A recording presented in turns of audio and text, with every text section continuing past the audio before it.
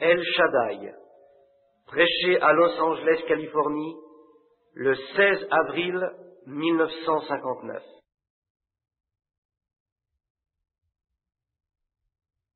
Inclinons nos têtes pour la prière. Ô Dieu Tout-Puissant, c'est avec des cœurs reconnaissants que nous nous inclinons devant toi ce soir, pour t'offrir l'adoration même de notre cœur, d'avoir envoyé Jésus sur la terre afin que nous soyons rachetés et que nous ayons le privilège un jour de le regarder, lui qui nous a sauvés. Nous sommes ici ce soir, nous nous sommes rassemblés en son nom, car il a promis que là où deux ou plus se rassembleraient en son nom, il serait au milieu de nous, et que si nous étions d'accord pour quelque chose, il l'accorderait. Seigneur, nous sommes parfaitement en accord ce soir, que s'il y en a dans ce bâtiment qui ne sont pas sauvés, qu'ils puissent être sauvés ce soir, ou s'il y en a qui écoutent aux ondes de la radio, qu'ils puissent être sauvés ce soir. Guéris tous ceux qui sont malades et affligés, et reçois la gloire pour ton nom, car nous sommes tes serviteurs, et nous sommes ici pour te servir au mieux de notre connaissance. Maintenant, nous nous consacrons nous-mêmes, ainsi que nos esprits, nos pensées et tout ce que nous sommes, nous le remettons entre tes mains pour ton service, au nom du Seigneur Jésus-Christ. Amen. Vous pouvez vous asseoir. J'étais assis dans l'auto, jouissant de l'orchestre qui jouait, et Madame Piper, comme nous aimons toujours son message en chant, et ensuite d'entendre parler frère David, cela est toujours une inspiration pour moi d'entendre ce guerrier du Seigneur parlant de ce qu'il pense du Seigneur Jésus. Maintenant, il a des services ici chaque matin à, je crois, environ 10 heures. Je parlais aux gaillards qui enregistraient, ils vont faire des bandes de cela, et ils ont dit qu'ils les garderaient toutes pour moi, afin que je puisse toutes les entendre, après que j'aurai l'occasion de pouvoir les entendre. Je suis sûr que cela vous fera du bien, frère Duplessis. Je le connais maintenant depuis quelques années. Il me connaît depuis plus longtemps que moi je le connais, car il était aux réunions et je ne le savais même pas. Mais je connais sa famille, et ce sont tous de bons chrétiens. Quand j'étais en Afrique du Sud, son frère était mon interprète, un chrétien très bien. Et j'aime l'esprit de David. Il est parti, donc il ne m'entend pas, mais j'aime son esprit aimable, direct au but, ne faisant aucun compromis, mais par contre très aimable avec cela. J'aime cela. Vous savez, Jésus n'était pas du tout une poule mouillée, il n'était pas d'un genre efféminé, il était un homme. Et par contre, il pouvait parler directement au but, mais avec gentillesse. Et quand je vois quelqu'un qui peut faire cela, je pense à l'Esprit de Christ étant en eux.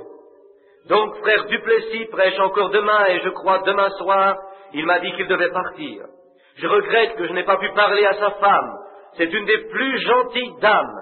Nous l'avons rencontrée au déjeuner l'autre matin, et comme elle est une gentille dame, une vraie femme typiquement de l'Afrique. Dieu voulant, j'espère être en Afrique du Sud cette année avec frère David, dans une autre grande campagne, où je crois qu'une des plus grandes campagnes que j'ai eues pour le Seigneur était là, où 30 000 véritables païens ont accepté Jésus-Christ comme leur sauveur personnel en un après-midi.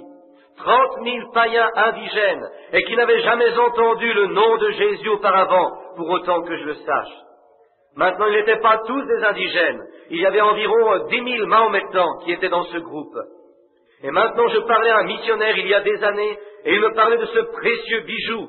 Il avait été dans les champs de mission pour tant d'années, et il avait gagné un Mahométan.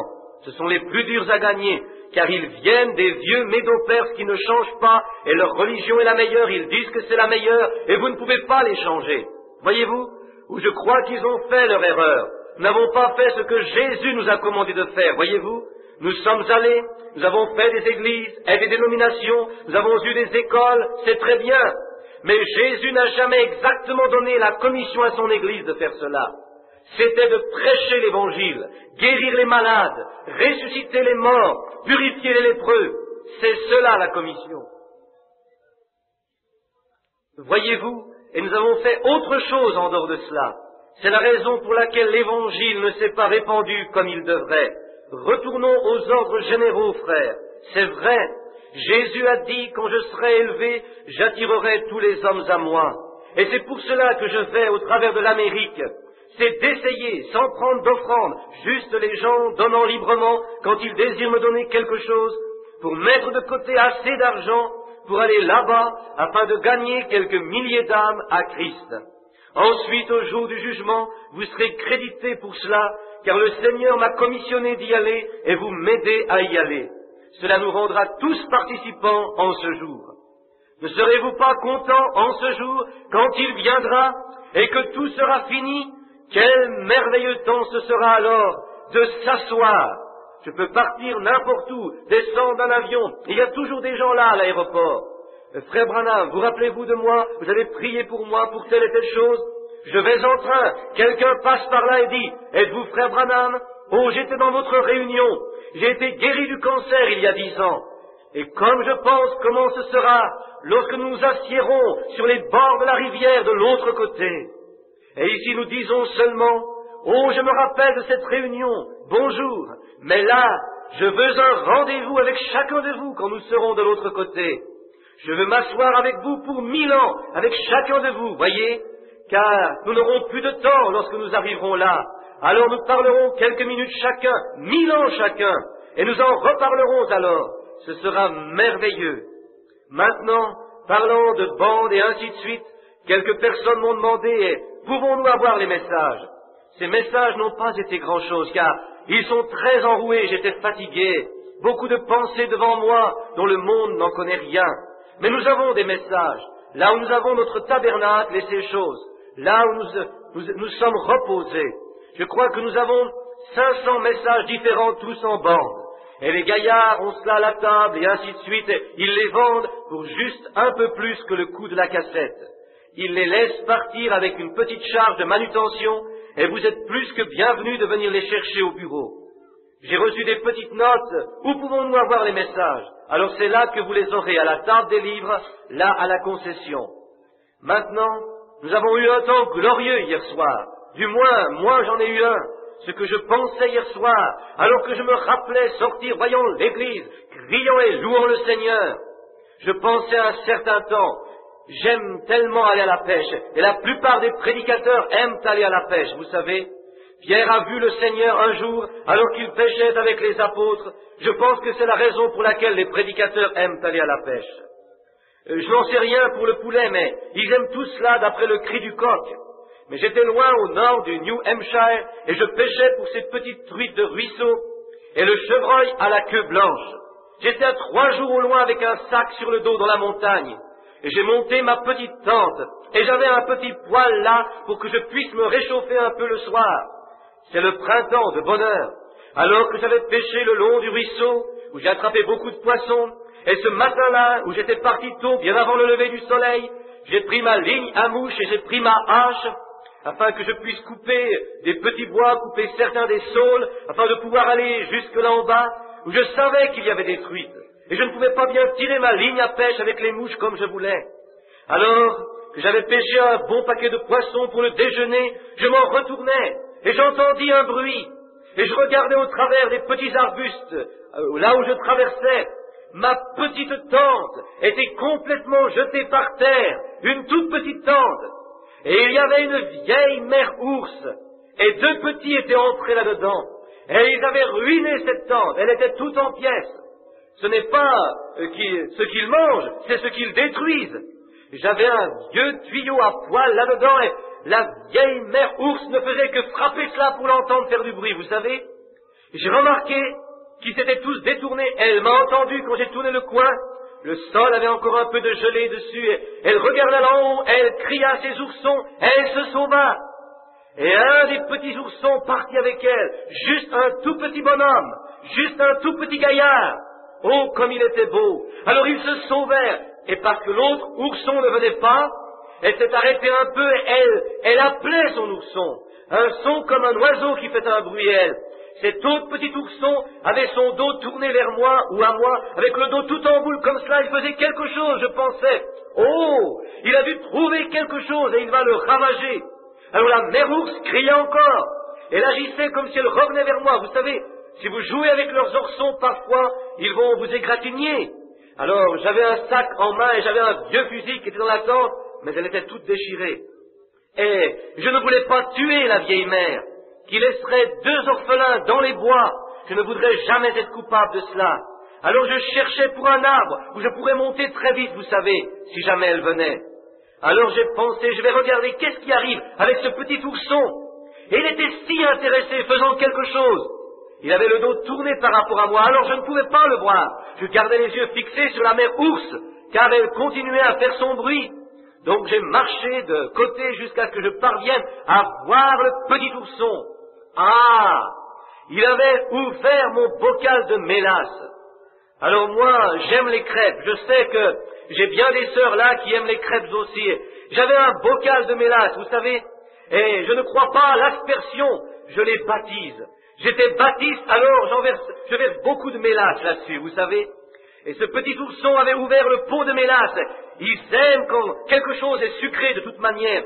Il avait sa petite patte là-dedans, et il mettait sa petite patte et il la léchait comme ça quand il ramenait sa patte vers son visage. Et il léchait le pot aussi net que possible. Et il avait de la mélasse du haut de sa tête jusqu'à ses pieds. Alors j'ai crié comme cela, « Sors de là !» Et il s'est détourné, il m'a regardé, la mélasse dans les yeux, il ne pouvait pas voir. C'était un des plus jolis spectacles que j'ai jamais vus. Je n'avais pas de caméra, bien sûr, à ce moment. Et la vieille mère qui continuait de roucouler vers lui. Oh, j'ai pensé que c'est vrai. Voyez, il n'y a pas de condamnation pour lui. Il avait la patte dans le pot de mélasse jusqu'au coude. C'est à peu près comme cela que nous avons fait hier soir. Nous ne nous occupions pas de ce que quelqu'un d'autre disait. Nous avions les mains dans le bocal de mélasse, avec de la mélasse partout. Et la chose étrange, c'était quand ce petit ourson arriva vers sa mère et son petit frère. Oh, ils ont commencé à le lécher. Ils léchaient la mélasse qui était sur lui. Et j'espère que vous en avez eu assez sur vous hier soir. Ils ont léché toute la journée à cause des témoignages que nous avons eus hier soir. Oh, il y a de grandes choses si nous pouvions juste regarder Dieu dans sa nature, comment il œuvre. C'est magnifique de monter au sommet des montagnes, m'asseoir là, prendre du temps pour juste adorer le Seigneur. C'est vraiment bon. Maintenant, Dieu voulant, dimanche après-midi, j'ai promis d'essayer de raconter l'histoire de ma vie. Dimanche après-midi, ce sera la première depuis des années et des années.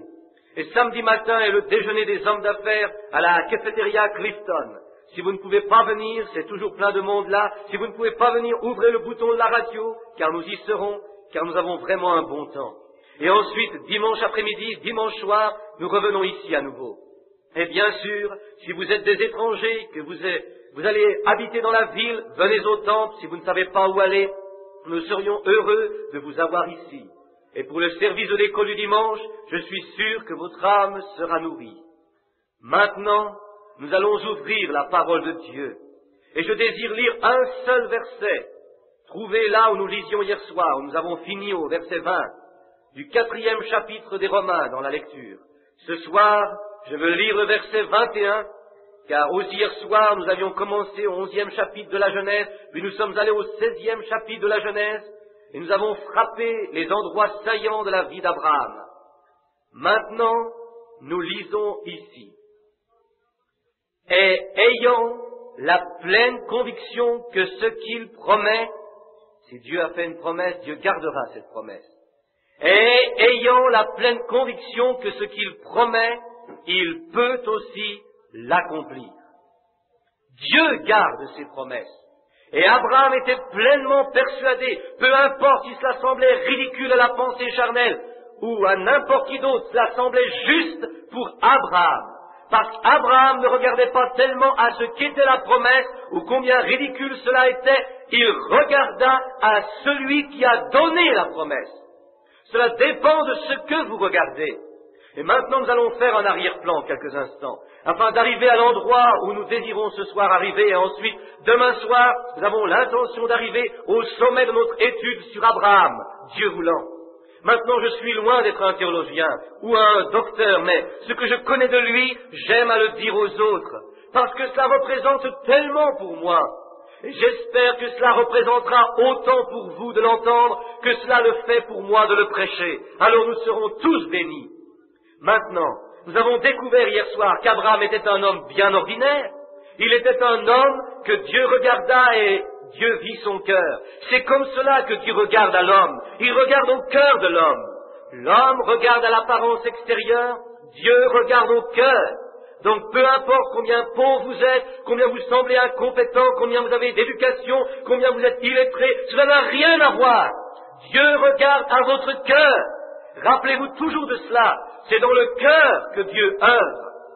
Quelques soirs avant que nous prenions ce sujet, au jardin d'Éden, le diable a choisi la tête de l'homme par l'intellectuel, mais Dieu a choisi son cœur par la foi.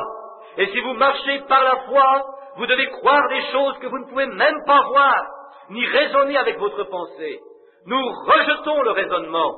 Quand Dieu dit quelque chose, nous ne le regardons plus intellectuellement, nous le laissons ancrer profondément dans notre cœur. Et nous appelons toute chose contraire à cela comme si cela n'existait pas. Nous regardons à ce que Dieu a dit, lui qui a donné la promesse. C'est là où le monde est si mélangé aujourd'hui. Il y a trop de prédications intellectuelles.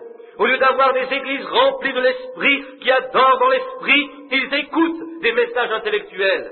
Et vous ne pouvez pas raisonner ceci. Il n'y a pas moyen de le faire. Je pensais, j'aimerais avoir encore une semaine ici dans le temple. J'aimerais entrer dans un sujet que j'ai sur mon cœur, à propos de la restauration de la vraie Église de Dieu.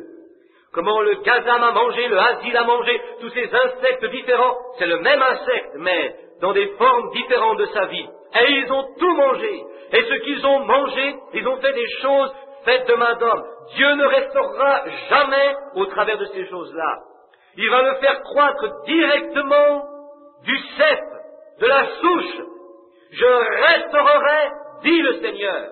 Cela ne viendra pas d'un credo, d'aucun credo, cela viendra de Dieu. Je restaurerai. Ce gazam, ce yélek qui ont mangé l'héritage de Dieu, ils l'ont mangé jusqu'à la souche. Mais cela ne viendra pas par ces choses. Dieu ne s'en servira pas non plus. Cela viendra directement de la souche, d'elle-même. Je restaurerai, dit le Seigneur. Et il va restaurer une foi dans les gens. Le dernier livre avant l'Apocalypse, dans le petit livre de Jude, il dit, comme je désirais vous écrire au sujet de notre commun salut, je me suis senti obligé de le faire, afin de vous exhorter à combattre pour la foi qui a été transmise au sein une fois pour toutes. Il s'en était éloigné, et si cela s'éloignait 33 ans après la mort de Christ, combien plus sont-ils éloignés ce soir? Mais Dieu restaurera cette Église à sa condition précédente. Je le crois, je restaurerai.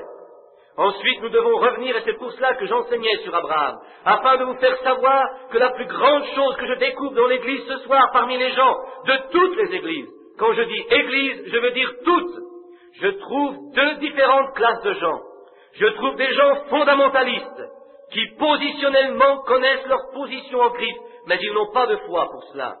Et ensuite, je trouve les pentecôtistes, qui ont beaucoup de foi, mais ils ne savent pas qui ils sont.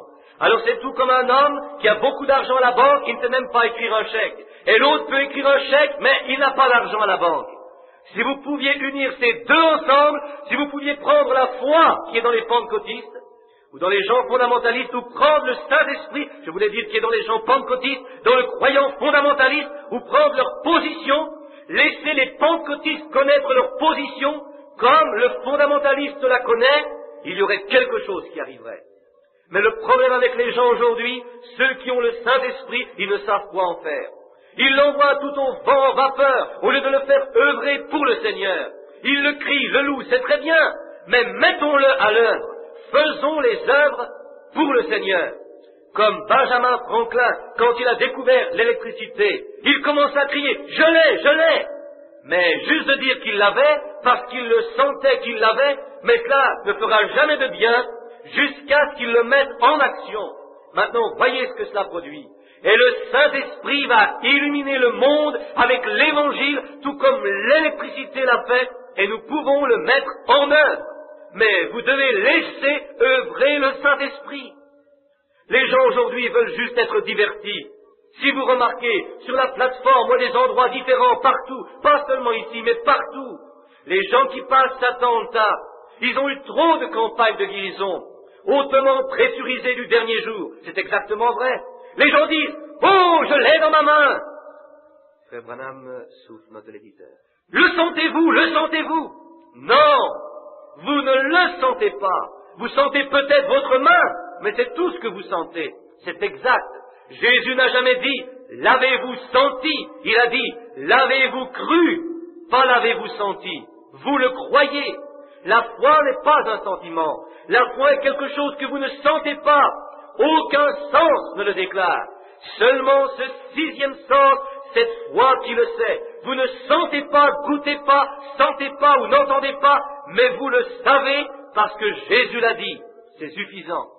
Si je pouvais donc vous faire parvenir un message un jour qui secourait tous ces gens de cet évangélisme d'Hollywood et de revenir à la Bible, au ainsi parle le Seigneur, alors quelque chose arriverait.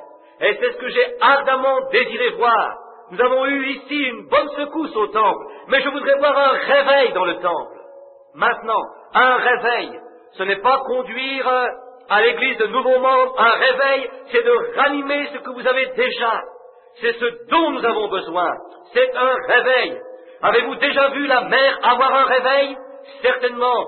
Quand elle commence à sauter, les vagues bondissent, elles battent. Il n'y a pas une goutte d'eau de plus dans la mer que lorsqu'elle était parfaitement paisible. Mais elle a un réveil. Elle jette toutes les ordures sur la rive. Et c'est ce dont l'Église a besoin ce soir. C'est un réveil pour faire sortir tous les non-sens d'elle, les jeter sur la rive, afin qu'ils puissent revenir à une fondation solide de l'Évangile. C'est ce dont la Bible parle lorsqu'elle dit « Venez, achetez de moi de l'or pur éprouvé par le feu ». Les anciens batteurs d'or, ils avaient l'habitude de l'or, lorsqu'ils le battaient, ils battaient cet or, le tournaient, le battre, y battant toutes les impuretés, jusqu'à ce que le reflet du batteur se reflète dans l'or. Alors ils savaient qu'il avait enlevé les impuretés. Et c'est comme cela que Dieu prend le Saint-Esprit, et prend le chrétien, et l'Église, et il les bat avec l'Évangile, en arrière, en avant, jusqu'à ce qu'ils reflètent Jésus en eux. Le Saint-Esprit peut voir les œuvres de Jésus-Christ se produisant dans l'Église. Alors, les choses commencent à aller bien. Mais il y a trop d'impuretés dans l'Église aujourd'hui. Trop! Maintenant, ce sont des gens très bien, les meilleurs du monde, le dessus du panier. Mais l'Église a besoin de se préparer. Préparez-vous. La Bible dit, l'épouse s'est préparée. Comme je l'ai prêché physiquement l'autre jour. Maintenant, Abraham était un homme à qui Dieu a donné la promesse. Et il a fait une alliance absolument sans condition avec Abraham et sa semence. Et si vous êtes la semence d'Abraham, vous êtes absolument héritier de la promesse, tout comme Abraham l'était. Voyez-vous? Et la foi d'Abraham, si vous êtes de la semence d'Abraham. Maintenant, cela ne veut pas dire de la semence physique, cela sont les Juifs. Paul a dit, celui qui est juif extérieurement n'est pas un juif. C'est un juif spirituel à l'intérieur. Un juif, un vrai juif spirituel. C'est un homme qui croit la parole de Dieu, tout comme Abraham la croyait, en appelant tout ce qui est contraire à cela comme si cela n'existait pas. Maintenant, c'est cette sorte d'église. Si nous pouvions avoir ce genre d'église, si nous pouvions avoir ce groupe qui est ici ce soir, sous de telles conditions, il y aurait un réveil qui éclaterait dans ce lieu. Oh, minuit, 1h du matin, 5h du matin, il marcherait sur les planchers de cet édifice toute la nuit, louant le Seigneur. Il y aurait un réveil qui éclaterait ici. Les journalistes seraient ici à la porte le matin. Cela se répandrait à travers le monde partout. Un réveil a éclaté dans le temple Ensus. Il y a quelque chose comme au jour de la Pentecôte qui se passe. Dieu veut cela. Il le veut. Mais il ne peut pas réveiller ses enfants. Il ne parvient pas à leur faire réaliser cela. Maintenant, nous avons laissé Abraham hier soir à la confirmation de l'alliance. Et comment il le ferait? Comment Dieu prendrait son propre fils et en faire un sacrifice comme il a montré à Abraham? Il n'y avait rien qu'Abraham puisse faire pour l'obtenir, juste de continuer à croire. Dieu avait déjà promis un fils. Maintenant, il n'a pas dit, Abraham, si tu fais une certaine chose, je t'enverrai mon fils. Il a dit, je vais le faire. C'est déjà fait. Jésus était l'agneau de Dieu immolé depuis la fondation du monde. Et avez-vous déjà pensé ceci? Vos noms n'ont pas été mis dans le livre de vie de l'agneau le soir où vous avez donné votre vie à Christ. Saviez-vous cela? La Bible dit que votre nom a été écrit dans le livre de vie de l'agneau avant la fondation du monde. La préconnaissance de Dieu. De quoi avez-vous peur? De quoi avez-vous tellement peur? Vous avez peur. Il semble que vous ne pouvez tout simplement pas sortir de là et tirer la ligne avec l'ennemi. Eh bien, appelez tout ce que le démon dit un mensonge. Que la parole de Dieu soit vraie. Voyez-vous, vous êtes choisis de Dieu. Vous ne vous êtes pas choisi vous-même. Dieu vous a choisi. Quand vous a-t-il choisi? Avant la fondation du monde, lorsque l'agneau fut immolé. Maintenant, la Bible dit cela. La Bible dit dans le 20e chapitre de l'Apocalypse, je crois, que l'Antichrist, dans les derniers jours, a séduit tous ceux qui habitaient sur la terre, dont les noms n'étaient pas écrits dans le livre de vie de l'agneau depuis la fondation du monde. Combien longtemps? Depuis la fondation du monde. Quand Dieu, dans sa préconnaissance, vous a vu, il a placé votre nom dans le livre. Et quand l'agneau fut immolé, vous avez été immolé avec l'agneau. Alléluia! Les gens ont peur. Oh, si je pouvais seulement. Oh, j'ai peur, je vais peut-être faire une erreur. Faire une erreur? Vous ne pouvez pas faire rien de pire que de vous asseoir et de ne rien faire de cela. Levez-vous et partez. Que l'œuvre se fasse. Faites une sorte d'effort. Vous devez bouger. Quand le Saint-Esprit commence à se mouvoir sur une personne, il devrait marcher avec les épaules en arrière, sa tête haute, louant Dieu, certainement. Car c'est Dieu qui a cité la parole. C'est Dieu qui a donné la parole. Mais nous ne faisons qu'effleurer la parole et nous disons, eh bien, c'est tout comme un vieux pêcheur une fois, qui revenait de l'océan. Il y avait un homme qui descendait pour aller à l'océan. Et l'homme voulait, il avait entendu parler de l'océan, et il ne l'avait jamais vu. Il avait lu à ce propos, il pensait que c'était merveilleux. Alors il dit, oh, je crois que je vais prendre un repos, et je vais descendre voir ces grandes vagues, comment elles reflètent, et les eaux profondes qui reflètent le ciel bleu, et les mouettes sentir l'air salé. Il dit, comme ce sera merveilleux. Et pendant qu'il y allait, il rencontra un vieux marin de mer qui revenait de la mer. Et il dit, où allez-vous, mon cher monsieur? Il dit, je m'en vais à l'océan. Et il commençait à dire, comme ce doit être merveilleux. L'autre dit, oh, il n'y a rien là. Il dit, je ne vois rien de si fascinant à cela.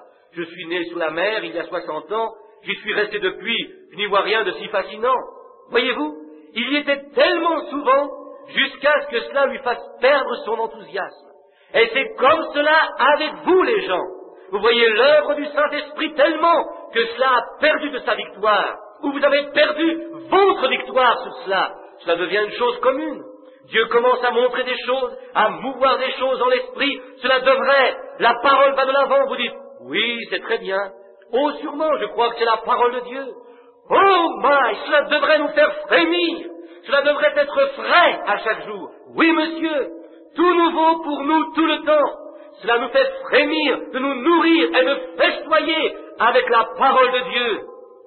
Dieu a promis là à Abraham exactement ce qu'il allait faire. Alors nous avons pris l'alliance. Comment l'ont-ils fait? Ils ont déchiré le contrat en deux. Une personne a pris une partie du contrat et l'autre personne a pris l'autre part du contrat. Maintenant, lorsque ce contrat fut terminé, ils devaient venir ensemble et les deux morceaux du contrat devaient se marier exactement ensemble. Voyez-vous? Vous écrivez un contrat, vous le déchirez et ensuite essayez d'en faire un duplicata une fois. Vous ne pourrez jamais le faire. Voyez-vous? Car c'est seulement le déchirement du papier, tout cela, ça doit coïncider parfaitement. Et lorsque Dieu a fait son contrat avec la semence d'Abraham, il a pris son fils Christ Jésus à la croix. Croyez-vous cela? Ensuite, il l'a emmené là, il l'a brisé en morceaux pour un sacrifice, il a élevé son corps du tombeau, il l'a fait asseoir à sa propre main droite sur son trône dans la gloire, et il a envoyé l'autre partie du contrat, l'Esprit, à l'Église, pour remplir l'Église. Pas surprenant que Jésus ait dit, les œuvres que je fais, vous les ferez aussi. Les œuvres continuèrent. Combien longtemps? Allez par tout le monde et prêchez la bonne nouvelle de l'Évangile. Celui qui croira et qui sera baptisé sera sauvé, mais celui qui ne croira pas sera condamné. Et, une conjonction, ces signes accompagneront ceux qui auront cru. Combien loin? Par tout le monde. À combien? À toute créature. Comment les apôtres pouvaient-ils le faire? Cela n'a même pas encore été fait. Alors la commission demeure toujours la même. Encore un peu de temps, et le monde ne me verra plus. Ce mot grec cosmos, cela veut dire l'ordre ou le système du monde. Le monde ne me verra plus, mais vous me verrez. Vous, c'est l'Église. Car un pronom personnel, je serai avec vous et même en vous jusqu'à la fin du monde. Pas jusqu'à la fin des apôtres, mais jusqu'à la fin du monde. Et les œuvres que je fais, vous les ferez aussi. Si vous demeurez en moi et que mes paroles demeurent en vous, maintenant demeurer veut dire restez là. Si vous prenez la promesse de Dieu ici, je suis le Seigneur qui te guérit, vous la placez dans votre cœur, vous la laissez rester là, ne la laissez jamais sortir. Laissez-la, restez là, et agissez sur cela. Si vous demeurez en moi, et que mes paroles demeurent en vous, demandez ce que vous voulez, et cela s'accomplira pour vous. Oh, c'est l'exacte vérité. Si vous demeurez en moi, le Saint-Esprit, Christ, et mes paroles, mes promesses, demeurent en vous, toutes, alors restez là. Demandez ce que vous voudrez, et vous le verrez s'accomplir. Car cela doit le faire. Ensuite, nous découvrons qu'Abraham crut en Dieu. Et ensuite, quand il avait environ 99 ans, encore une année, et il aurait eu 100 ans. Et le petit Isaac n'était pas encore arrivé. Mais il louait encore Dieu pour cela, car il savait que Dieu avait fait cette promesse, et que Dieu doit garder cette promesse. Dieu doit garder sa promesse de manière à être Dieu. Oh, si cela pouvait donc s'ancrer sur le côté gauche, sous la 5e côte, et ensuite rester suspendu là. Voyez-vous, quand Dieu fait une promesse, Dieu est lié par le devoir de garder cette promesse. Il ne peut pas l'altérer, il ne peut pas la changer. Nous, nous sommes limités. Nous pouvons dire, eh bien, je serai là.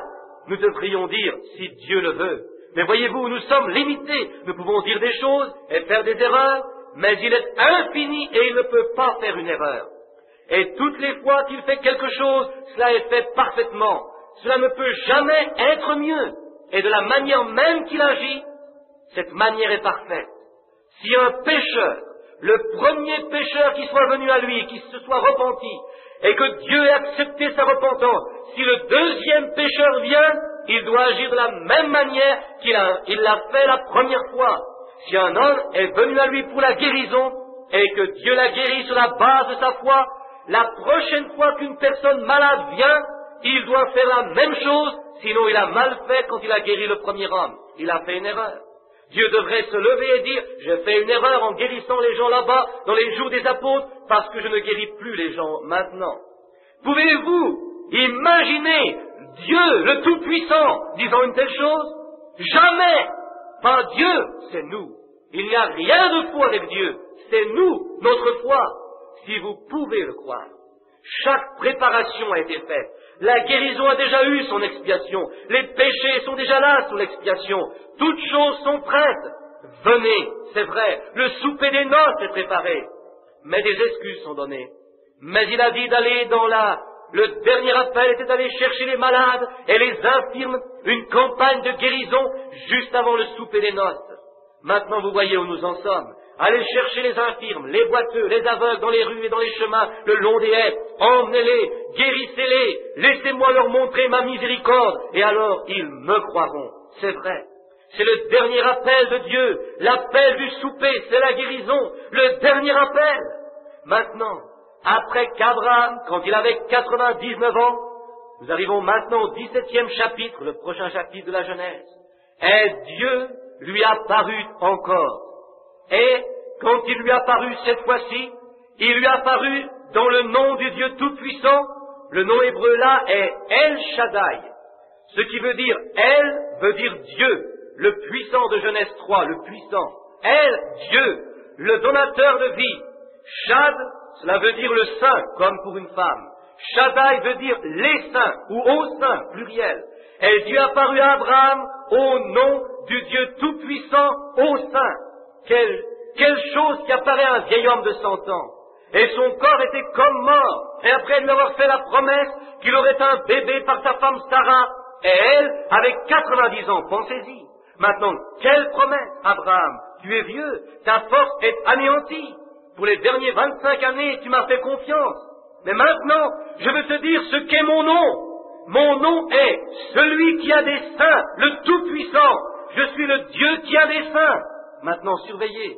Non pas Dieu avec un sein, mais les deux, représentant l'esprit et le corps. Meurtris pour nos transgressions, par ces meurtrissures nous sommes guéris. Celui qui a des seins, le puissant, le donateur de force. Prenez un petit bébé quand il est faible, épuisé, mourant. La mère prend le petit bébé dans ses bras, le porte vers ses seins.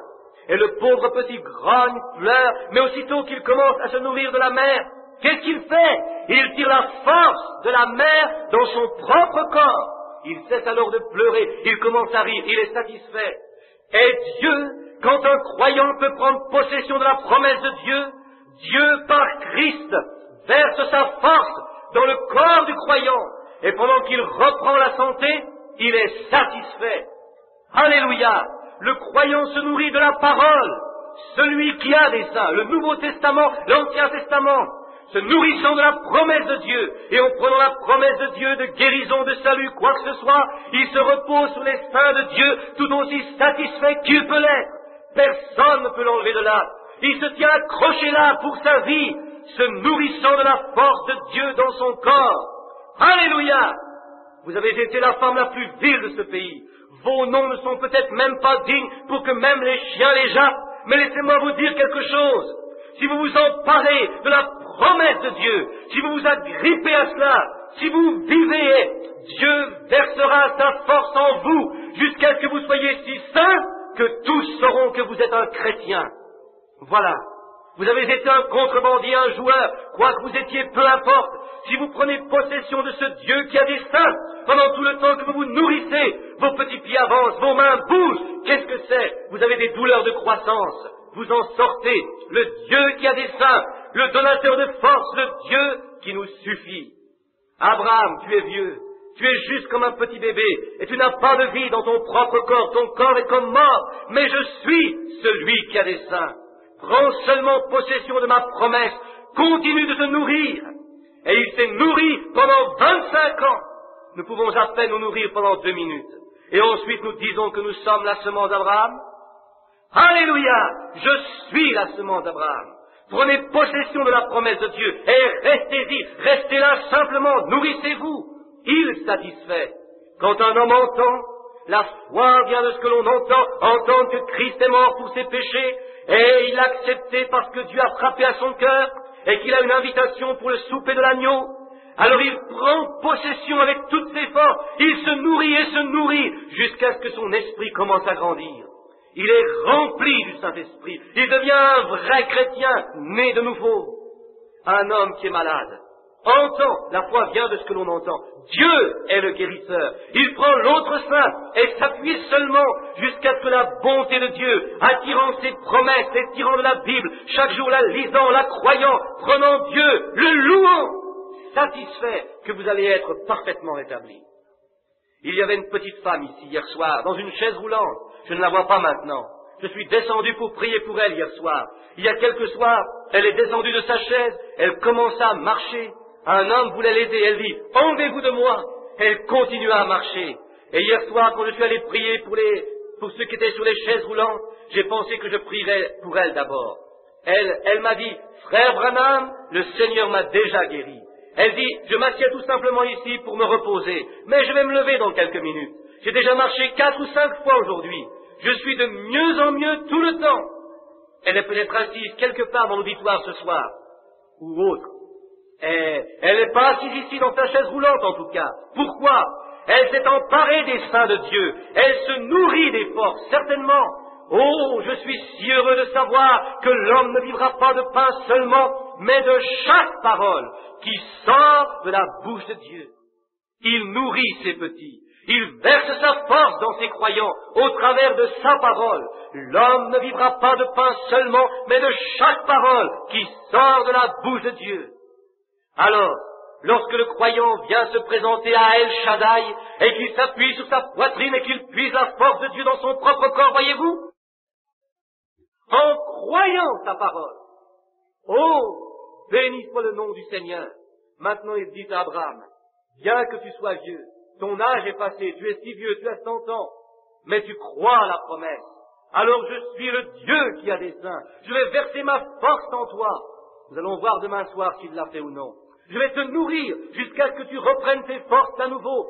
Continue seulement de croire cette promesse. Seigneur, je l'ai fait pour 25 ans. Eh bien, tenez-la bien, restez avec elle. Et Abraham crut Dieu. Il a cru que c'était la vérité. Il savait que Sarah, qui avait presque 100 ans, malgré cela, il aurait ce bébé par elle, parce que Dieu lui avait promis cela 25 ans auparavant. Il n'y avait pas un signe de bébé encore, aucun signe de rien de naturel qui arrive à la femme afin qu'elle le soit. Elle était depuis bien des années loin de la ménopause, 90 ans, la ménopause est à 40 ans, voilà, et parfois 45 ans, elle est vieille, elle a voici 90 ans. Oh, et nous sommes les enfants d'Abraham, les enfants d'Abraham. Ensuite, qu'arriva-t-il? Maintenant, ceci n'est pas de la fiction, ceci est la Bible, c'est la vérité de Dieu, sa promesse. Je l'ai essayé et je l'ai éprouvé et je sais que vous pouvez prendre la parole de Dieu et il vous restaurera et il l'accomplira. Maintenant la voici. Et la première chose que nous savons, Lot est allé à Sodome. Et il s'est tout mélangé encore. Et après que Dieu ait fait cette promesse à Abraham, qu'il était El Shaddai, le puissant, alors il monta sa tente dans les plaines sous un chêne.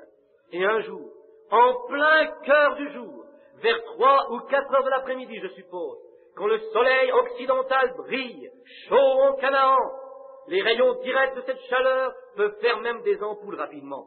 Il était assis là, dans la porte de la tente, sa tête penchée, peut-être qu'il étudiait ou qu'il pensait à Dieu.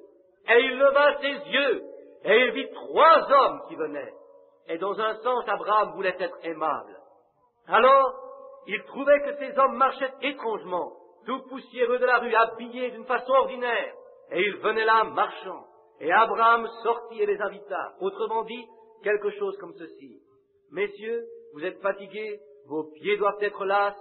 Maintenant, j'ai un bel arbre ici avec de l'ombre. Ne voulez-vous pas venir vous asseoir ici, sous l'ombre de l'arbre, et j'irai chercher un peu d'eau, je vais vous laver les pieds, cela vous rafraîchira, je vais vous chercher un bon breuvage froid, et ensuite vous pourrez continuer votre séjour. Ils ont dit, vas-y Abraham, allez-y monsieur, quoi que vous ayez dit, qu'il en soit ainsi.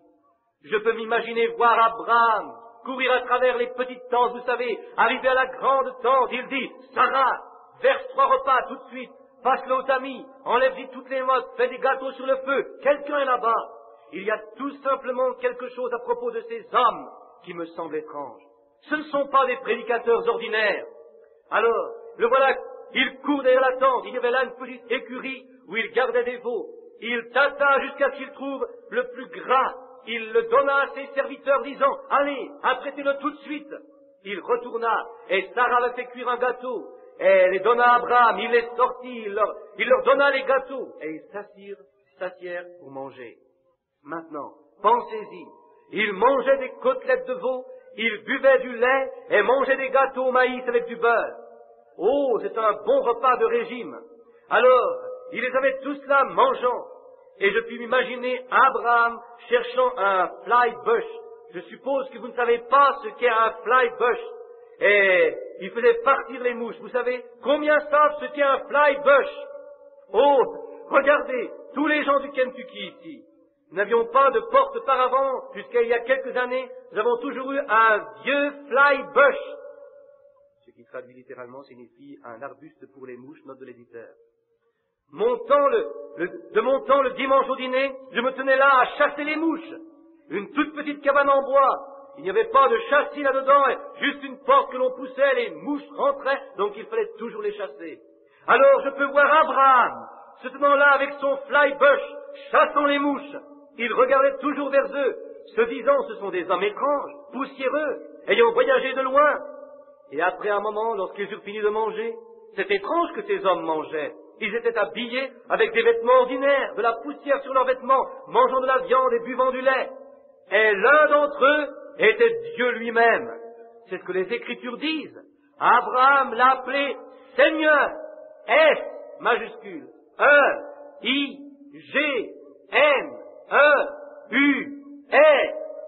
Elohim, le grand Dieu Jéhovah. Je sais bien que des écrivains ont essayé de dire que c'était une théophanie et ainsi de suite, mais ce n'était pas vrai. Il mangeait de la viande, il buvait du lait, il mangeait du pain de maïs. C'est vrai, il était absolument un homme. assis dans une chair humaine. Quelqu'un m'a dit dernièrement, Billy, tu ne dis pas que tu crois que c'était un homme? J'ai dit absolument, c'était Dieu en chair. Il dit, où a-t-il donc pris cette chair? J'ai dit, le grand créateur du ciel et de la terre, 2 anges avec lui. La Bible dit qu'ils étaient 2 anges et Dieu lui-même. Mais il dit, où a-t-il pris ce corps? J'ai dit, de quoi sommes-nous formés? 16 éléments, pétrole, calcium, potassium, lumière cosmique. Mais Dieu a simplement dit, viens ici Gabriel, viens ici Michael, nous allons faire un petit voyage pour voir le Père Abraham. Il prit une poignée de calcium, un peu de potassium, la lumière cosmique souffla dedans comme cela, il entra là-dedans et il commença à lui parler. Alléluia! C'est notre Dieu. C'est la raison pour laquelle je crois à la résurrection. Ma femme m'a dit dernièrement, j'étais en train de coiffer ces 2 ou 3 cheveux qui me restent, elle m'a dit, Billy, tu es quasiment chauve. J'ai dit, je n'en ai pas perdu un seul.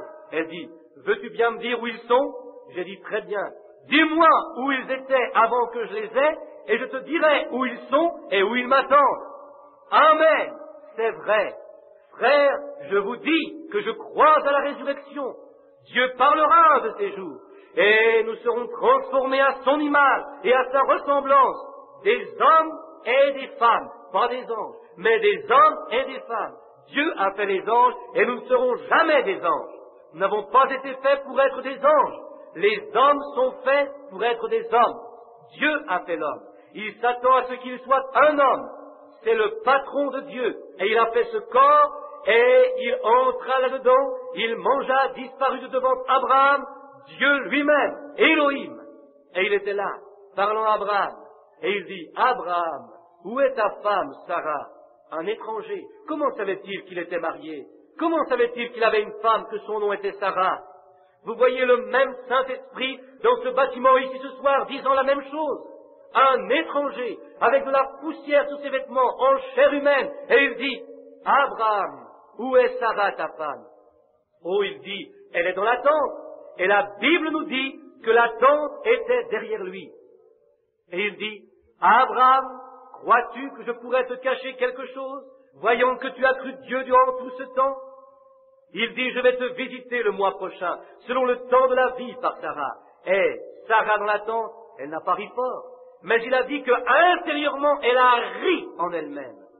Et l'ange avec l'homme dans la chair humaine, mangeant des gâteaux, mangeant du pain et de la viande, avec le dos tourné à la tente, il a dit, pourquoi Sarah a-t-elle ri? Il ne l'avait jamais vue. Il savait qui elle était. Il savait qu'il avait une femme. Elle savait ce qu'elle faisait dans la tente. Alléluia! Si ce n'est pas notre Dieu, je ne sais pas alors. Pourquoi a-t-elle ri quand elle était dans la tente? Remarquez que c'était juste quelques heures. Un autre message fut prêché à Sodome, et c'était pour se préparer à sortir. Ensuite, le feu du ciel tomba. Est-ce la vérité? Maintenant, voyez, c'est de cette manière que Dieu agit. Quand Jésus est venu à la fin de la dispensation juive, il a fait les mêmes choses exactement. Est-ce vrai? Quand il est allé aux Samaritains, il a fait la même chose. Maintenant que nous sommes à la fin de l'âge des gentils, il doit faire la même chose.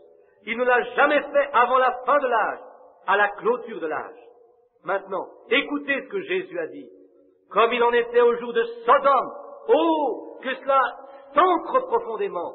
Comme il en était au jour de Sodome, ainsi en sera-t-il à la venue du Fils de Dieu. L'Esprit de Dieu en chair humaine, dans son Église, révélant et manifestant le signe du Messie, comme il l'a fait en ce jour, comme il l'a fait au jour de Christ, comme il l'a fait à la fin de la dispensation des gentils, juste quelques heures avant que les bombes ne tombent, avant que le monde ne soit détruit.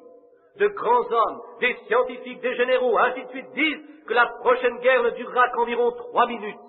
La Russie a son temps sûr pour Hollywood et Vine. Il les a assignés, il leur a assigné un temps pour Lakeside et Chicago, et ensuite pour New York City et partout. Ces bombes sont là, toutes prêtes. Nous avons un temps fixé par Moscou et différents endroits. Nous avons un temps pour eux. Cela prend juste une seule personne de faire l'erreur d'en faire sauter une à un certain moment. Qu'est-il arrivé? La Bible s'est accomplie alors. C'est la seule chose qui reste. Ne pouvez-vous donc pas voir ce que Dieu fait, amis? Ne pouvez-vous pas vous pincer, non pas les mains, mais pincez votre esprit avec la parole de Dieu et la croire. Dieu a promis qu'avant que le Christ viendrait, que l'Esprit de Dieu se manifesterait tout comme au temps d'Abraham. Pourquoi? Maintenant, rappelez-vous qu'il n'a jamais fait cela à Sodome. Il a fait cela à Abraham. C'est pour cela que le message n'arrive pas tout de suite comme il devrait. C'est seulement pour les élus. Le monde de l'Église, la semence d'Abraham. Oh, vous les enfants d'Abraham, sûrement que vous n'êtes pas si aveugles que cela. Ne pensez pas que je parle de moi-même. C'est un mensonge. Si je disais que c'était moi, je serais un menteur.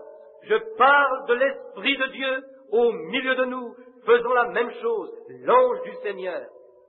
Vous en avez la photographie juste ici. La science a pris la photo, l'œil mécanique scientifique de la caméra.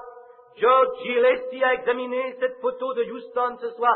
Il a dit, frère Branham, j'ai dit parfois que c'était de la psychologie, comme on me disait, que vous pouviez lire les pensées mieux que de dire cela. Il dit, je pensais que c'était de la psychologie, mais dit-il, que vous étiez un grand télépathe ou lecteur de pensées.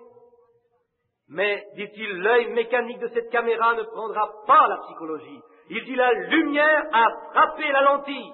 La lumière est là. Qu'est-ce? La même colonne de feu qui suivait les enfants d'Israël. C'est la même chose ici, aujourd'hui. Le même Christ. N'importe quel étudiant de la Bible sait que la colonne de feu qui gardait les enfants d'Israël au travers du désert était l'ange de l'Alliance. Christ, le Logos, qui est sorti de Dieu au commencement. Et quand il fut fait chair dans un corps humain, ici sur la terre, appelé Jésus, regardez ce qu'il fit alors. Regardez ce qu'il a fait quand il descendit dans la chair et qu'il parla à Abraham. Regardez ce qu'il a fait quand il était ici sur la terre et quand il marchait en Galilée, ce qu'il a fait. Le voici encore ce soir, demeurant en chacun de nous, l'Église universelle, faisant la même chose. Jésus-Christ le même hier, aujourd'hui et pour toujours. Maintenant, pour éclaircir vos pensées, je le sens, Christ n'est pas une lumière. Christ est une lumière. Christ, quand il était sur la terre, il a dit, je viens de Dieu. Est-ce vrai? Qu'était-il alors? La colonne de feu. Et je retourne à Dieu. A-t-il dit cela? Après sa mort, son ensevelissement et sa résurrection, Paul était sur sa route pour Damas, et tout à coup, une grande lumière le jeta au sol. Elle aveugla ses yeux. Les autres ne l'ont pas vu, mais Paul l'a vu. Et ils ont entendu la voix. Et il dit, Saul, Saul, pourquoi me persécutes-tu? Il dit, qui es-tu, Seigneur? Il dit, je suis Jésus. Quoi? La colonne de feu à nouveau pour accomplir sa promesse. Je viens du monde spirituel et je retourne au monde spirituel. La chair fut apportée ici pour un sacrifice afin de nous racheter, nous les pécheurs, afin que nous soyons dignes par sa grâce d'y entrer, parce que nous sommes invités à entrer. Semence d'Abraham, ne pouvez-vous pas voir que c'est votre heure? Ne pouvez-vous pas voir que ceci est le temps où Dieu vous appelle? Nous devrions nous repentir. Ce dont l'Église a besoin ce soir, ce n'est pas de nouveaux membres. Oh, les États-Unis ont été ratissés de nouveau, par tant d'évangélistes, jusqu'à ce que ce soit du territoire brûlé, c'est la vérité. L'Amérique a absolument péché et elle a dépassé son jour de grâce. Notez-le sur le livre. Vous n'aurez jamais de réveil universel en Amérique. Cela est passé il y a environ 3 ans, il n'y aura jamais de réveil. Quelques-uns de vous, jeunes gens, écrivez bien mes paroles pour cela. Il n'y aura jamais plus de réveil de la nation, plus du tout. Comme au jour de Billy Sunday, ainsi de suite. Vous aurez ces esprits comme cela jusqu'à ce que Jésus vienne, mais ce ne sera jamais. Dieu s'est détourné de cela. Il est allé vers les nations étrangères. C'est là encore que les gens viennent. Un signe du Seigneur là-bas, et des milliers vont courir à l'autel, des païens. Et cela peut être fait maintes et maintes fois à ce groupe d'Américains qui ont été enseignés de cette manière-ci, de cette manière-là, qui sont tout confus, et ils n'arrêtent jamais pour regarder dans leur Bible. Vous savez, la Bible est la parole de Dieu. Elle est donnée au peuple pour se nourrir. Mais vous avez tellement de manières dessinées. Cela doit être de cette façon, ce doit être de la manière que mon Église dit, ce doit être comme dit mon Église. Quand Jésus est venu la première fois, c'était tout à fait différent de ce que leurs églises disaient. Et ce sera tout à fait différent de ce que leurs églises disent aujourd'hui quand il reviendra.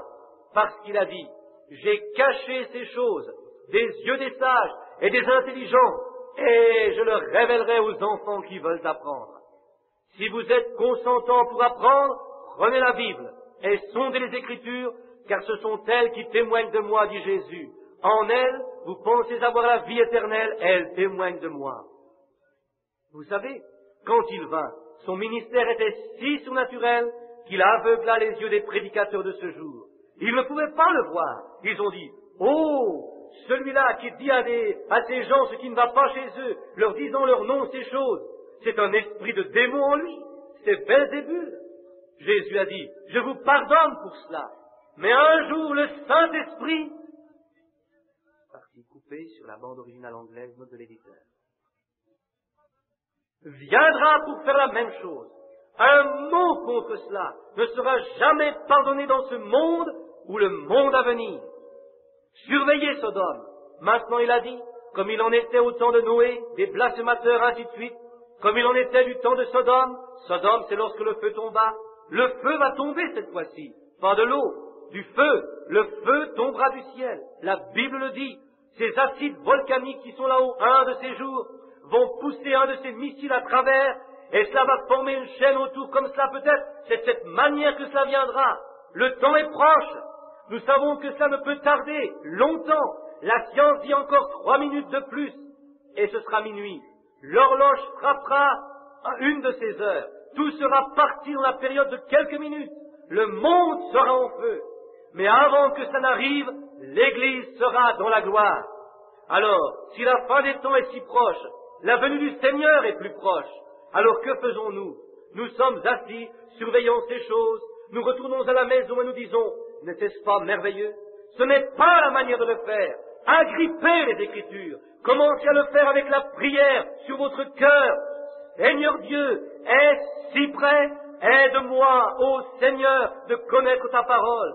Et sondez-la, appuyez-vous sur elle, restez avec elle, sautez quelques repas s'il le faut, et priez Dieu, et vous reviendrez à l'Église si chargés de la puissance de Dieu. Des choses vont commencer à se passer par ici. Nous devons avoir cela. Nous voyons la marque. Abraham. Voyez-vous comment cela a été donné à Abraham? Abraham avait vu ce signe avant que le feu ne tombe à Sodome. Et la semence d'Abraham verra le même signe avant que le feu ne tombe dans la Sodome moderne d'aujourd'hui. Que Dieu vous aide, vous les gens. Je vous aime. Ce n'est pas mon intention d'être grossier. Ce n'est pas que je veuille vous gronder. Vous les gens qui êtes là à l'écoute par les ondes de la radio, et vous les gens qui êtes ici. Je n'essaye pas de vous gronder, mais je veux vous réveiller. Cela va être dépassé avant même que vous vous en rendiez compte. Le jour de la visitation, et vous le saviez. Jésus ne s'est-il pas assis, regardant vers Jérusalem, et dans son esprit, il pleurait, disant, « Jérusalem, Jérusalem, si tu avais pu connaître ton jour, si tu avais pu le connaître, mais cela est dépassé maintenant. Et parfois, au fond de mon cœur, je sens le Saint-Esprit pleurer pour les gens. Oh, je suis fatigué, je suis épuisé, je suis exténué. Ma femme me dit, tu ne peux pas y aller encore une fois, chérie, tu es sur le point de tomber. Tu as fait le service toute la journée, tu y as été semaine après semaine, tu as l'air terrible, tu es si nerveux que tu ne peux même pas t'asseoir à la table. Tu es au milieu du plancher le soir, avec ton oreiller dans les bras, priant pour. Elle dit, tu es si nerveux, reste à la maison, chérie, avant que tu ne meures. Je dis, mais chérie, il y a de précieuses âmes là-bas pour lesquelles Christ est mort. Je dois le faire. C'est pour cela que je suis ici. Je vous aime. Que Dieu révèle cela aux gens, c'est ma prière. Je ne suis pas ici afin d'être vu. Je suis ici parce que je vous aime et que j'essaye de vous brasser avec l'Évangile afin de vous sortir de cette condition formaliste et morbide dans laquelle sont les gens. Revenez à Dieu, aux réunions de prière de toute la nuit, un réveil dans votre maison, un réveil dans votre âme. Revenez, croire en Dieu, agissez sur sa parole, prenez sa parole et croyez-y, vous êtes la semence d'Abraham. Dieu vous a donné la promesse, Dieu vous a montré le signe, surveillez cet esprit, pas moi, je suis un homme, je suis seulement de la chair qu'il a ramassé là-bas dans la boue du péché. Et s'il devait prendre quelqu'un de juste, qui prendrait-il? Il n'y en a aucun de nous qui sommes justes. Un ne peut pas prier pour l'autre. Un ne peut pas appeler celui-ci ou celui-là, car nous avons tous péché. Nous sommes tous privés de la gloire de Dieu. Mais Dieu a fait une promesse qu'il le ferait. Il doit prendre quelqu'un. Vous pouvez être sûr de cela parce qu'il l'a parlé et sa parole doit s'accomplir. Il savait avant la fondation du monde ce qu'il ferait. Certainement qu'il le savait. Il savait exactement l'heure et ce qu'il ferait et comment le message arriverait, comment il tournerait le dos à ce message. Il savait comment il rêvasserait paresseusement et s'en retournerait. Combien il y en aurait qui le recevraient et que cela brûlerait dans leur cœur. À cause de ces choses qui sont faites, les gens songent et disent « Oh, c'est juste un homme, c'est de la télépathie ou quelque chose du genre. » Ils ont dit la même chose en son temps. S'ils ont appelé le maître de la maison Belzébul, combien plus vont-ils appeler ses disciples? Comment peuvent-ils appeler cela Belzébul, à moins que cela ne fasse la même chose? Et ils appellent cela Belzébul. Nous voici, nous sommes dans les derniers jours. Vous êtes dans la dernière heure. Non seulement dans les derniers jours, mais à la dernière heure. Pensez-y, amis, pendant que nous prions. Inclinez vos têtes. Au monde de la radio, que Dieu vous bénisse là-bas. Ceci est un moment sérieux. C'est un temps de décision. C'est un temps où vous devez faire quelque chose pour Dieu.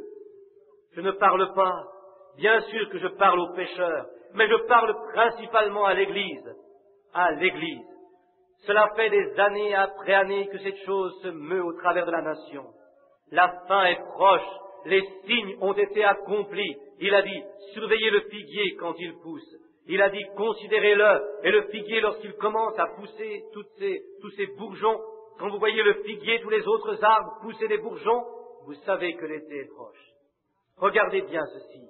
La nation juive a un réveil, l'Église catholique a un réveil, les baptistes sous Billy Graham, les méthodistes avec Jacques Schuller, les pentecôtistes avec Oral Roberts, tous les arbres commencent à pousser des bourgeons. Le temps est proche. Nous ne pouvons pas nommer une personne particulière en Israël, car Dieu traite avec Israël en tant que nation, le monde des gentils en tant qu'individu. Prions maintenant. Cherchez Dieu, la chose que Dieu a dit qui arriverait. Et il a donné l'exemple à Abraham, votre père. Et si vous n'êtes pas la semence d'Abraham, vous êtes perdus. Car la promesse est faite à Abraham et à sa semence. La promesse est donnée absolument sans condition. Maintenant, réveillez-vous et prions. Maintenant, vous, dans le monde de la radio, vous la semence d'Abraham sur les ondes, vous qui êtes malade et qui avez un besoin, vous là, dans un bar ou dans une salle de billard, où que vous soyez, conduisant votre voiture, trouvez-vous un petit coin pour quelques instants et prions. Si vous êtes assis à la table, mangeant, le message vient dans la chambre, inclinez simplement la tête quelques minutes, placez vos mains sur la table et dites « Ô Dieu, sois miséricordieux envers moi, je ne veux pas être perdu. » Quelque chose a parlé maintenant à mon cœur, alors vous dites que le Seigneur, que ce soit moi.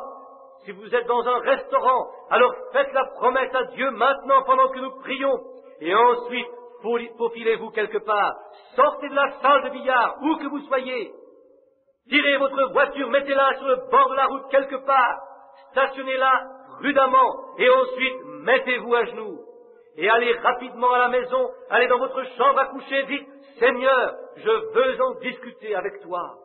Oh, il est plus tard que nous ne le pensons. Soyons prêts, et vous ici à l'église, vous chrétiens, oh, vous la semence d'Abraham, étoile du matin, vous qui sortez de la poussière et de la saleté du péché, et Dieu a fait de vous des étoiles brillantes pour briller aux côtés de l'étoile brillante du matin. Secouez-vous, levez-vous, secouez la poussière de vous-même. Croyons et sachez que Dieu est ici pendant que nous prions. Dieu éternel qui a ressuscité Jésus des morts et qui nous l'a présenté à nous-mêmes comme un sacrifice suffisant pour enlever tous les péchés, nous prions, Seigneur, pour ceux-là qui sont dans le monde de la radio, qui se sont inclinés à ce moment même. Nous demandons que ta miséricorde, ô Dieu, les sauve. Laisse-les savoir que ce petit sentiment étrange qu'ils ont dans leur cœur, que c'est toi qui leur parles, car tu as dit, aucun homme ne peut venir à moi, à moins que mon Père ne l'attire premièrement. Et tous ceux qui viendront à moi, je leur donnerai la vie éternelle, et je les ressusciterai au dernier jour. Tu as promis cela, ô, la glorieuse semence d'Abraham, par laquelle nous sommes bénis dans le Seigneur Jésus-Christ. Accorde ce soir, Seigneur, que s'il y en a là, et je crois qu'il y en a, qu'ils puissent faire ce grand abandon à toi maintenant. Alors que nous lisions ta parole et voyons ta promesse et entendant les paroles du Seigneur Jésus disant qu'ainsi en sera-t-il comme au jour de Sodome, Dieu se manifestant au travers de l'humanité, montrant des signes, des mouvements surnaturels. Et ensuite, des années plus tard, le grand Moïse a promis que quand celui-là viendrait, qu'il serait un Dieu prophète. Et quand les Israélites, les sincères du cœur l'ont vu, ils savaient qu'il était le Messie. Quand la femme au puits, quand il lui fut dit ses péchés, elle a dit, tu dois être un prophète, nous savons que quand le Messie viendra, il nous dira ces choses. Et Jésus a dit, je le suis, moi qui te parle. Alors elle pouvait courir dans la ville et dire, venez voir un homme qui m'a dit toutes les choses que j'avais faites. N'est-ce pas le signe du Messie? Et tu as promis que cette même chose visiterait les gentils juste avant que le monde soit détruit par le feu, comme le fut Sodome. Et voici les semences d'Abraham, voyant cette même chose arriver. Seigneur Dieu, sois miséricordieux, et rapidement, Seigneur, secoue-les, qu'ils ne regardent pas à la chair, cette même chair dans laquelle Dieu disparut un peu après cela.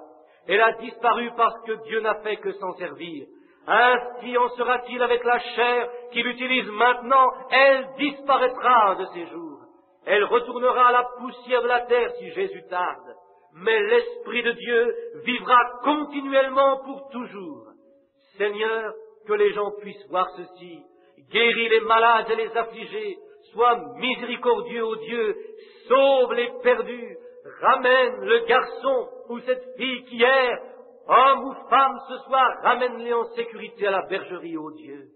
Accorde-le, Seigneur. Et dans cet auditoire visible, que le Saint-Esprit s'empare des cœurs ici et réveille-les, et qu'une grande foi s'accumule dans ce bâtiment, afin que le peuple de Dieu puisse voir les œuvres de Dieu et croire en Dieu. Car c'est dans ce but que ces choses sont apportées. Au nom de Jésus-Christ. Amen.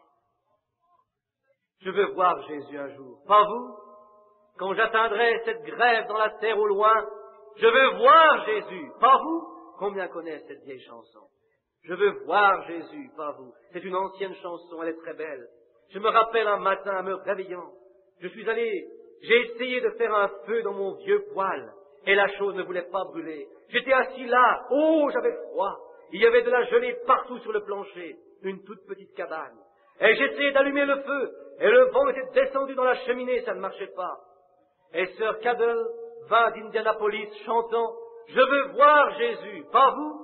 Alors je me suis assis sur le plancher froid, et j'ai levé mes mains vers Dieu, j'ai dit « Seigneur, que ce soit maintenant que je le vois. Je suis las, fatigué de ceci, je veux aller à la maison, je veux en sortir. » Parfois les gens se sentent ainsi. Parfois Dieu permet que cela arrive juste pour que l'on ait de l'ennui, afin qu'on veuille le voir, ayant faim et soif de le voir. Assis là, tout au fond de cette rangée-ci, du côté gauche, il y a là une personne là, une dame brillante, et elle a le cancer. Si vous voulez croire, madame, que Dieu vous guérira, cette lumière est au-dessus de vous, assise tout au fond là. Elle est assise juste derrière ma bru, Loïs. Si elle veut bien croire de tout son cœur, de retour à son église à nouveau, vous pouvez être guéri si vous le croyez. Et là en bas ici, il y a une dame qui me regarde. Elle souffre d'une trop haute pression de sang, assise là au bout de la rangée. Et si vous voulez croire, oui, vous pouvez placer votre main sur elle. Et parce que vous avez fait cela vous-même là-bas, vous avez des varices, vous qui êtes assis à côté d'elle, c'est vrai. Levez la main afin qu'il voie. Très bien. Maintenant, vous êtes guéri aussi. Vous pouvez rentrer à la maison, être guéri. Amen. Pouvez-vous croire? Regardez. Tout au fond là-bas, il y a un homme. Voilà, cette lumière, je la regarde directement. L'homme a quelque chose qui ne va pas avec sa main et quelque chose qui ne va pas avec son genou. Il est épileptique aussi. Il revient tout juste de l'hôpital. Croyez. Là au fond, derrière cet homme, vous pouvez être guéri si vous acceptez simplement le Seigneur Jésus. Croyez-vous que le Seigneur Jésus-Christ est ici? Croyez-vous qu'il puisse révéler des choses comme comme il a fait l'ange du Seigneur quand il était là dans cet homme de chair? Si je vous tournais le dos et que vous priez, croyez-vous qu'il peut faire la même chose? Croyez-vous que vous pouvez accepter que c'est le même Christ d'alors, le même Saint-Esprit qui était dans cette chair humaine qui a parlé à Abraham? Croyez-vous cela? Que certaines de vous, des femmes, priez, que ce soit Seigneur pour ta gloire, que ce soit que quelqu'un prie le Seigneur, quelqu'un que je ne connais pas, qu'il en soit ainsi ce soir, que ces gens voient que ce message est vrai, c'est la vérité, qu'il en soit ainsi au nom du Seigneur Jésus. Il y a une femme directement derrière moi, elle souffre d'un trouble de femme, elle doit être opérée, elle est une jeune femme, et elle est récemment devenue une chrétienne, car il y a une apparence toute brillante autour d'elle, assise au fond de l'allée ici. Croyez-vous de tout votre cœur, avec votre tête inclinée là-bas, tenez-vous debout sur vos pieds maintenant. Je ne vous connais pas. N'est-ce pas, madame? Nous sommes de parfaits étrangers, n'est-ce pas vrai? Même moi, tout ce qui a été dit est vrai. Le même ange qui était sur cet homme, qui avait le dos tourné à la tente, qui connaissait à propos de Sarah, qui la connaissait, le même Dieu est ici ce soir. Le Dieu d'Abraham parlant la même chose aux enfants d'Abraham. Croyez-vous maintenant avec tout votre cœur? Maintenant je vous dis, y a-t-il un pécheur ici qui ne connaît pas Dieu, mais qui se sent étrange dans son cœur? Voudriez-vous bien venir ici maintenant, sans être aucunement persuadé? Êtes-vous convaincu? Venez ici juste une minute. Venez ici, amis pécheurs. Prions un pécheur qui ne connaît pas Dieu. Voulez-vous venir? Y a-t-il un rétrograde qui voudrait revenir à Dieu? Descendez ici juste une minute. Maintenant, je ne vais pas traiter dans ces quelques soirs seulement sur la guérison, mais je veux un réveil. Je ne suis pas satisfait. Je veux voir l'Esprit de Dieu se mouvoir. Enfants, regardez bien. Combien croient que je vous aime? Levez vos mains. Vous savez que je ne vous gronde pas, mais vous avez trop de Hollywood autour de vous ici. Vous avez trop de modes du monde. Vous avez trop de soucis. Sortez de cela. Nous avons besoin d'un réveil. Amen. Vous avez besoin de Dieu, mes amis, mes gens. Vous avez besoin de vous réveiller. Nous sommes au bout de la route. Le jugement est ici. Amen. Oh, j'aimerais donc pouvoir. Frère Daophile, vous êtes un des hommes les plus aimables que je n'ai jamais rencontrés. Frère Duplessis, je désirerais qu'il y ait un moyen que je puisse faire voir aux gens ce dont je parle. Nous devons être réveillés très rapidement, sinon nous allons manquer l'enlèvement, mes amis. Cela peut arriver à n'importe quel moment. Combien voudraient faire une consécration à Dieu? Alors levez vos mains, tenez-vous sur vos pieds. Consacrez-vous à nouveau à Dieu. Combien sentez que vous avez besoin d'une consécration? Levez vos mains. Comment puis-je le faire? Combien puis-je? Amis, je ne peux pas le faire. Vous dites, frère Branham, pouvez-vous voir d'autres visions? Si vous ne pouvez pas croire cela, vous ne le croirez pas de toute façon. C'est exactement vrai. Ces visions me rendent faible. J'essaye de bâtir suffisamment de force afin de finir cette semaine pour passer à travers samedi et dimanche les plus grands services de guérison jamais eus. C'est pour cela que je réserve mes forces, pour ces soirs, afin que j'y place tout ce que j'ai dans cela. Voici des gens qui viennent maintenant pour donner leur vie à Christ. Quelques-uns des travailleurs personnels des conseillers, marchez avec eux. Venez. Quelqu'un d'autre qui a besoin de Christ, descendez ici à l'hôtel. Je vous le dis, amis, comme je le disais l'autre soir. Vous avez entendu tellement de vents impétueux et de tremblements de terre et tant de choses qui secouent, que vous échouez d'entendre ce dernier. Quel était le dernier? Une petite voix tranquille. Voyez-vous? C'est quelque chose dans votre cœur qui dit, oui, je le vois. Oh, si nous pouvions nous réveiller à cela.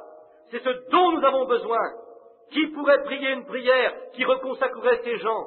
Je ne crois pas qu'il y a un ministre au monde qui pourrait le faire. Vous devez le faire vous-même. C'est vous qui devez le faire. Combien veulent maintenant? Imposez vos mains sur quelqu'un d'autre et priez pour eux, afin qu'ils soient consacrés à Dieu. Ne priez pas pour vous-même, priez pour l'autre personne, pour la personne qui se tient à côté de vous. Priez pour leur consécration, c'est cela. C'est bien comme cela. Priez pour quelqu'un d'autre. Faites quelque chose pour quelqu'un d'autre. C'est comme ça qu'il faut faire. Dites, Seigneur, consacre mon frère, consacre ma sœur, verse ton esprit sur eux, c'est cela. Vous priez maintenant. C'est comme cela qu'il faut faire. Consacrez-vous à Dieu. Et si vous sentez la puissance de Dieu dans votre vie, levez vos mains et dites, merci Seigneur. je fais maintenant ma promesse à toi. Je te fais cette promesse, ô Seigneur Dieu, Créateur du ciel et de la terre, envoie ton Esprit Saint sur ce groupe et remplis ce lieu par le baptême du Saint-Esprit. Accorde-le, Seigneur, déverse ton esprit, condamne les gens d'incrédulité et fais descendre la foi, la puissance, la joie, la paix, la satisfaction, qu'ils puissent venir à El Shaddai, s'emparer de son sein, y puiser la force et la puissance de Dieu par la prière, revenir dans leurs âmes et dans leur corps. Accorde-le, Seigneur. Entends la prière de ton serviteur. Accorde qu'ils prient et qu'ils croient et qu'ils agissent et qu'ils croient que ceci est la semence d'Abraham, sachant que le Saint-Esprit est présent. Je le louerai. Oh, merveille! Cela ne prend pas tellement de prière, cela prend la foi. Vous avez beaucoup prié, mais commencez à croire. Laissez de côté chaque fardeau et chaque péché, l'incrédulité qui vous enveloppe si facilement. Combien y a-t-il de chrétiens et de nouveaux? Levez juste vos mains. Regardez cela. Oh, c'est merveilleux. Chantons maintenant. Fermons juste les yeux et levons les mains. Combien se sentent mieux maintenant? Vous sentez que vous avez la foi en vous. Vous sentez comme si vous pouviez aller de l'avant et aller de l'avant. Vous sentez que vous êtes la semence d'Abraham. Alors la petite organiste va jouer le cantique « Je le louerai ». Élevons-le hautement et levez vos mains à Dieu et chantez « Je le louerai, je le louerai, je louerai l'agneau, immolé pour les pécheurs. Donnez-lui gloire, tous les gens, car son sang a lavé toute tâche. » Tous ensemble, vous les méthodistes, vous les baptistes, vous les pentecôtistes, tous ensemble maintenant. Allons-y. Je le louerai, je le louerai, je louerai l'agneau, immolé pour les pécheurs. Donnez-lui gloire, tous les gens, car son sang a lavé toute tâche. Maintenant, pendant que nous le chantons à nouveau, je veux que vous vous tourniez et donniez la main à quelqu'un derrière vous, devant vous, à votre côté, disant « Louez Dieu, chrétien, louez Dieu, chrétien. » Dites « Je me sens mieux, je sens que je puis voyager de l'avant maintenant. » Dites-le pendant que nous chantons. Allez-y. Je le louerai. Dans le balcon, allez, enlevez votre raideur. Je le louerai l'agneau immolé pour les pécheurs. Donnez-lui gloire, tous les gens, car son sang a lavé toute tâche. Maintenant, pendant que j'ai prêché durement, et que j'ai dû vous envoyer la parole aussi durement que j'ai pu le faire, vous ne pensez pas que j'étais fâché avec vous, n'est-ce pas? Vous savez, c'était juste pour bâtir votre foi, n'est-ce pas vrai? Levez vos mains si vous croyez cela. Que Dieu vous bénisse. Je vais le chanter avec vous maintenant, avec vos mains levées. Je le louerai, alléluia, je louerai l'agneau immolé pour les pécheurs. Donnez-lui gloire, tous les gens, car son sang a lavé toute tâche. Tous ceux qui croient chaque parole de Dieu, tous ceux qui sentent que vous pouvez vous appuyer sur la poitrine de El Shaddai et tirer n'importe laquelle promesse de Dieu que vous désirez, dites Amen. Dites-le bien fort, Amen. Amen veut dire qu'il en soit ainsi. Nous pouvons le faire. Que Dieu bénisse votre cœur loyal. Très bien. Inclinons nos têtes maintenant pour la prière. Très bien, frère Daophile. Gloire à Dieu. Alléluia.